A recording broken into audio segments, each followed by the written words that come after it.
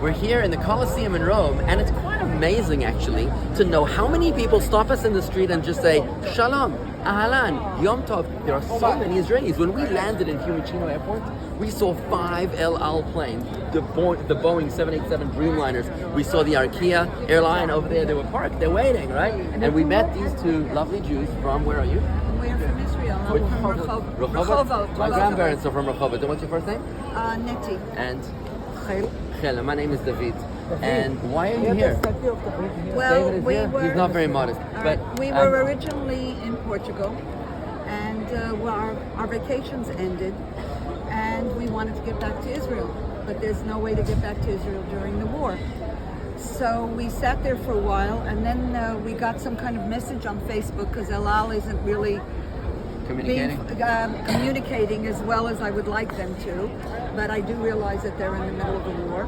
And we decided, they gave us certain places where there were rescue missions back to Israel. So one of the places was Rome, and we decided to come here and see if El Al would put us on a flight back home. Yeah, I don't think there's flights. There are no flights at the moment. You know that for 49 years, there were no flights, no direct flights from Israel to Tehran. And in the past 8 days, the only direct flights out of Tel Aviv were to Tehran. That's right. Now, you mentioned before, you said before that you were stuck in Rome. And I wanted to share with you a quick thought about that. You know, there was once a group of Chabad ladies who went to Detroit, to Michigan, for like a Rebbitzins convention. It was called the Neshei Chabad convention, and there was a big snowstorm, and they were stuck in the airport in Detroit. It was before Shabbos. They couldn't get back to their families. You know, each one was a mother, large family. So they were in the airport and they couldn't move. There was a blizzard. So they called the Rebbe's office, and they spoke to the Rebbe's secretary, Rabbi Klein, and they said, "Please ask the Rebbe for a blessing. We're stuck in Detroit." So the secretary said, "One moment, please." And he went to the Rebbe to say. He comes back and he says, the Rebbe doesn't understand the meaning of the word stuck. So she starts to explain, we're stuck, we can't go, the planes are flying. The Rebbe's secretary said, the Rebbe speaks English, but he doesn't understand the meaning of the word stuck. And then they understood, everything is from God. Nothing is by mistake. A Jew is never ever stuck.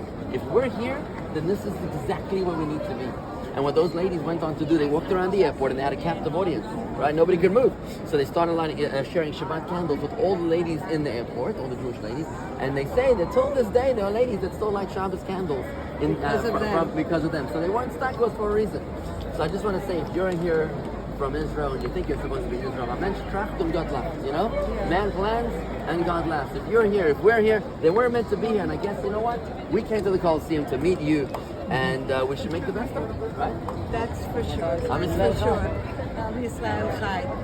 And I would really like to go back to my children and my country.